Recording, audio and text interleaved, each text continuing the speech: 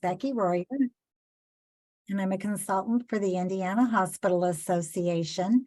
And our next presentation is going to be a session that will provide some direction on promoting appropriate use and differences of 988 as compared to 911 and 211 hotlines. Joining us is Kara Biro, the State Director of Behavioral Health Crisis Care. She's with the Division of Mental Health and Addiction at the Indiana Family and Social Services Administration, or FSSA. So at this time, I'm going to turn it over to Kara. Hi, Kara. Hello, Becky, or thank you for the introduction, and thank you for having me here today. I'm going to share my screen. I have just a little slide deck to share, nothing too fancy and nothing too much, but also happy to take any questions as they arise. You can do so in the chat. Let me know. Can you all see my presentation? Not just yet. No, you'll need to hit the green share screen button. It should be at the bottom of your screen. Yep. Here we go. Okay. Let me go ahead and there we go. Now can you see it? No. So when you hit the share screen button, click screen in the upper left corner, and then in the lower right corner, click share again. There we go. Perfect. There we go. All right. I swear I've done this before. So as Becky stated, my name is Kara Biro, and I am the State Director of Behavioral Health Crisis Care. So it's a really long way of just saying that I won't say just saying, but of stating that I oversee the development and implementation of 988 in the state of Indiana, as well as ensuring that our behavioral health crisis care system aligns with SAMHSA's best practices. Oh, sorry. All right. So just a little, a really broad view of what 988 is. So obviously more than just a number, right? When we develop 988, we're looking at 3 pillars of the system: someone to contact, someone to respond, and a safe place for help. So what the system is meant to do is to serve anyone, anywhere, anytime, regardless of what their needs may be. And so 988 really is the focus on mental health distress and an individual in crisis. And we as the state are not identifying what a crisis is to an individual. And what's important about that is that a crisis to me is going to be different than a crisis is to you.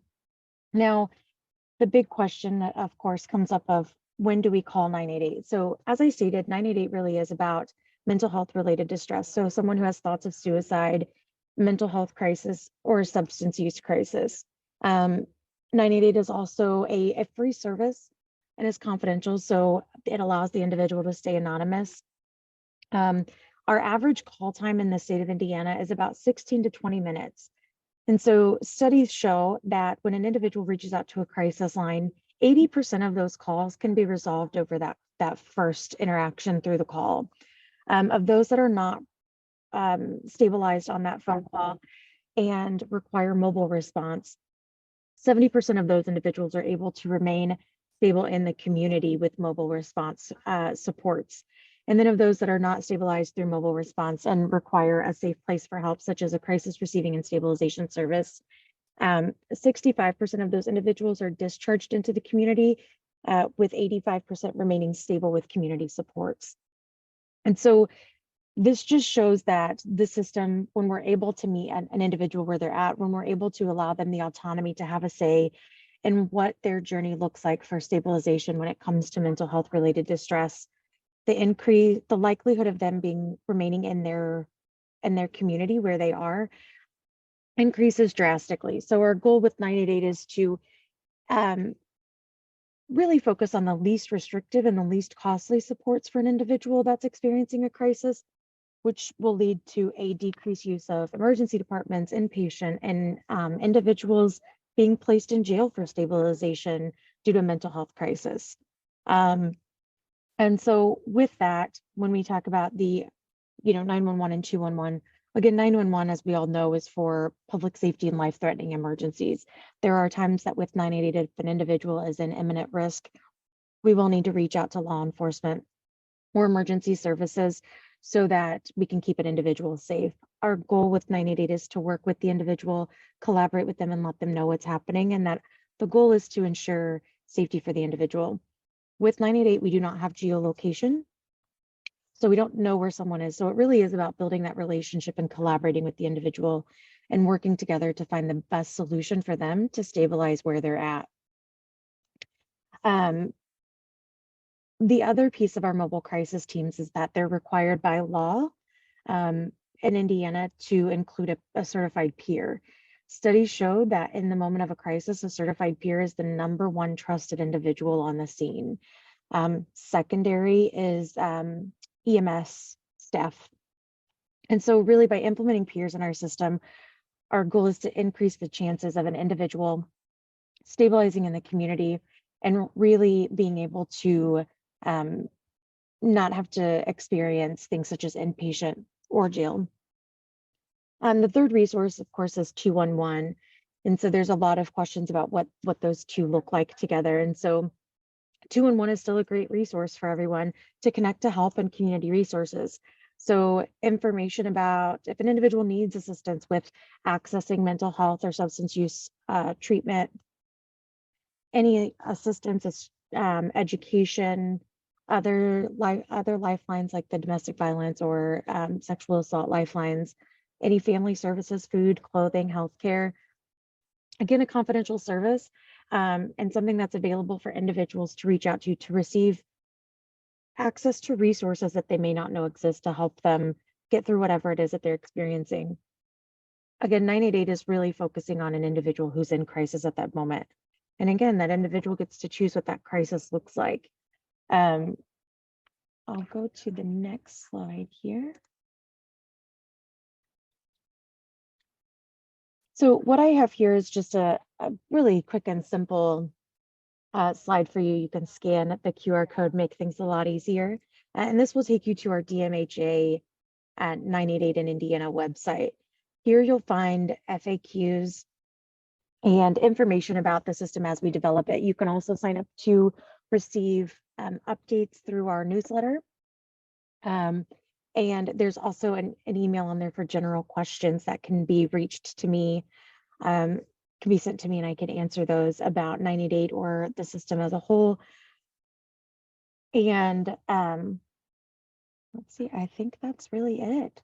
So I try to do a really brief overview, but I'm happy to answer any questions that anyone may have. Quick question. Are there any flyers that can be downloaded and posted to make people aware of 988 and 211 in particular?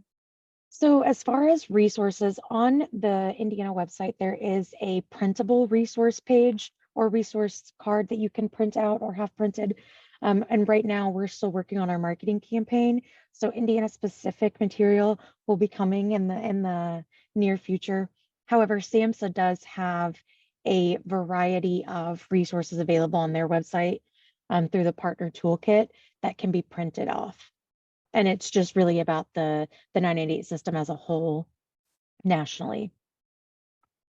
So kind of if it starts with a 9, it's crisis. If it's a 2, it's your resources. Resources, yeah. Yes. The next question is, there are local resources missing from 211. How do we get those added? So 988 and 211 are two separate entities. So I would encourage you to reach out to the 211 department so you can find their information on the website. 211 has information on the indiana.gov website as well. Okay, that's helpful to know that it's 2 different divisions too. Yes. You can also share that information with me through the general email, which is I can put in the chat to make it easier, or I can send to you and you can make it, share it with everyone. Yes, that would be good. How about other questions for Kara?